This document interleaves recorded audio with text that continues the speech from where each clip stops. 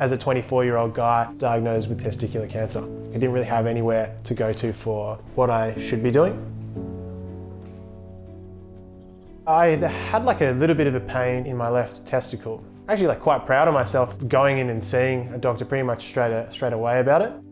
I went for a scan. He said not to read it. I opened it up and read the report, and I'm jumping on Google, Googling different words and cancers jumping off the sort of screen there at me.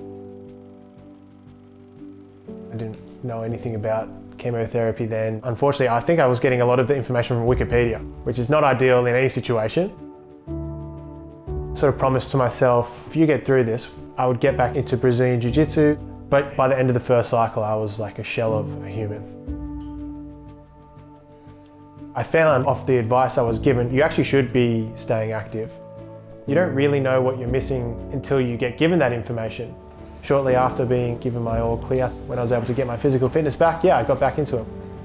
What I found was that I really lacked that perspective from someone that had been there.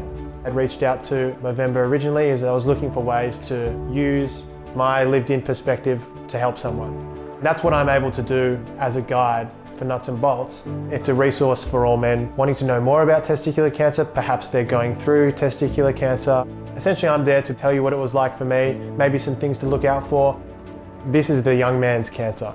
There's gaps in that knowledge pathway for guys. I think about my time in high school. I can't remember speaking about testicular cancer at all.